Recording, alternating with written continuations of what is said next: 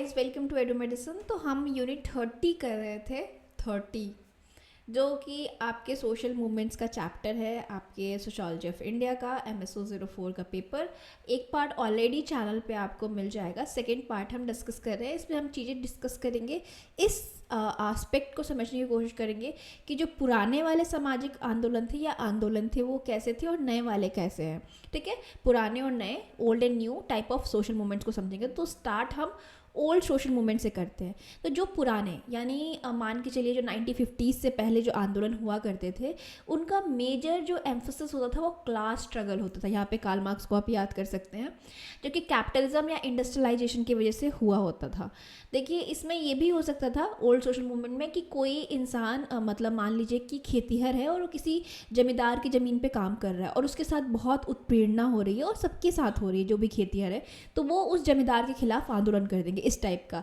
या आप किसी कंपनी में काम कर रहे हो, किसी इंडस्ट्री में काम कर रहे हो और आपको सही प्रकार से आपकी वेजेस नहीं दिए जा रहे, आपकी तनख्वाह नहीं दी जा रही है और आपकी आर्थिक स्थिति बहुत बिगड़ती जा रही है, इस वजह से आप आंदोलन कर दोगे। तो ज़्यादातर ये इकोनॉमिक ग्रीवेंसेस की वजह से होता था, यानी आपकी आर्थिक स्थिति खराब होने लगती थी या आर्थिक तौर पे आपको प्रताड़ित किया जाता था। और इस तरीके के आंदोलन बहुत ही वायलेंट और रिवोल्यूशनरी होते थे। मतलब लोग एकदम जो एकदम ऐसा सिचुएशन होता है जहाँ पे लोग ये भूल जाते हैं कि सिविक सेंस क्या होता है, या तोड़ फोड़ करना या कुछ इस तरीके की चीज़ें वो करते थे। रिवोल्यूशनरी के बदलाव एकदम से लाने की कोशिश किया जाता था। और ज़्यादातर यहाँ पे एक एनिमी होता था, ठीक है, आइडेंटिफाइबल एनिमी। अगर कृषक हैं आप या किसी के खेतों पे काम कर रहे हैं, तो लैंड का जो ओनर है, जो जमींदार है, वो आपका दुश्मन होगा। आप अगर फैक्ट्रीज़ में काम करें तो पूंजीवादी जो इंसान है वो होगा। और इस तरीके के सोशल मूवमेंट्स को हम 3 टाइप्स में डिवाइड कर सकते हैं: peasant movement, trade union movement and revolutionary struggle. Peasant movements में आप इंडिगो रिवोल्ट का एग्जाम्पल ले सकते हैं, तेभागा आंदोलन का ले सकते हैं, जिसमें कृषकों ने आंदोलन किया था उनके खिलाफ जो उनके बॉसेस थे, ठीक है, जो उनके जमींदार थे।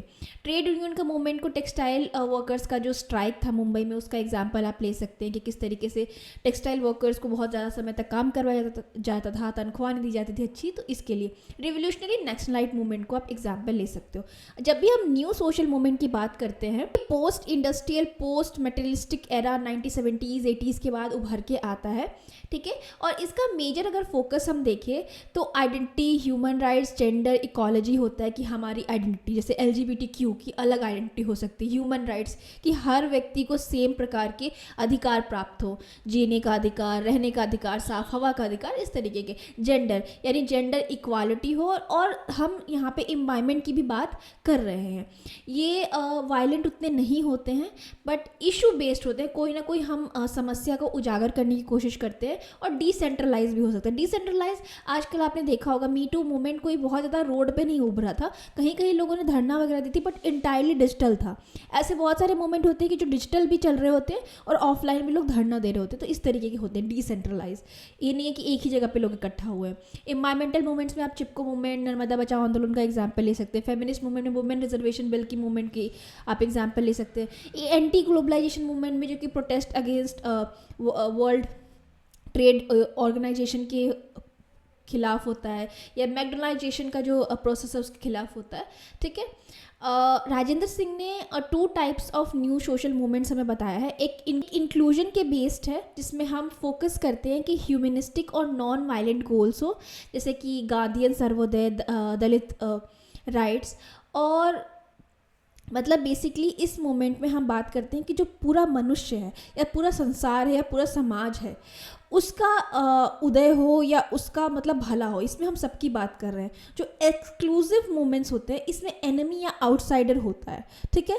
तो इसमें हम इस प्रकार के मूवमेंट में ये देखते हैं कि कोई पर्सन, जैसे ग्लोबलाइजेशन का एग्जांपल ले लीजिए, ये ग्लोबलाइजेशन हमारा दुश्मन है, हम उसके खिलाफ खड़े हैं। नहीं तो रीजनल जो मूवमेंट्स होते हैं, सेपरेटिस्ट मूवमेंट की 2 राज्य बना दिया जाए, इस तरीके के, तो इसका भी एग्जाम्पल आप ले सकते हैं।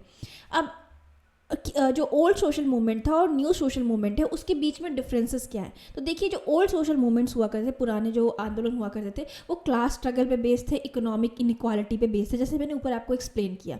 नए वाले identity, ecology, human rights, LGBTQ इन सब पे बेस्ड होते हैं। मेथड क्या होता था पुराने समय पे आंदोलन करने का, या तो आप स्ट्राइक पे चले जाते थे या रेवोल्यूशन कर देते थे, तोड़ फोड़ एकदम पूरा बदलाव के लिए। अभी का जो मूवमेंट्स होते हैं न्यू सोशल मूवमेंट, उसमें हम पीसफुल प्रोटेस्ट करते हैं, एडवोकेसी करते हैं, ऑनलाइन भी हम कैंपेन वगैरह करते हैं। अगर हम ओल्ड सोशल मूवमेंट के स्ट्रक्चर की बात करें तो सेंट्रलाइज लीडरशिप होता था, कोई ना कोई पर्सन लीडर है और भी कुछ इस तरीके के लोगों ने पोस्ट होल्ड किया होता था। लेकिन न्यू सोशल मूवमेंट में डिसेंट्रलाइज होता है, बहुत सारे लीडर्स भी हो सकते हैं, बहुत सारे जगहों से भी हो सकता है, इस तरीके से। आउटकम पुराने सोशल मूवमेंट का पॉलिटिकल चेंज होता था, अभी हमारा सोशल और कल्चरल ट्रांसफॉर्मेशन पे ज़्यादा फोकस है न्यू सोशल मूवमेंट पे। ठीक है, तो इस चैप्टर में इतना ही है। Thank you so much, have a nice day.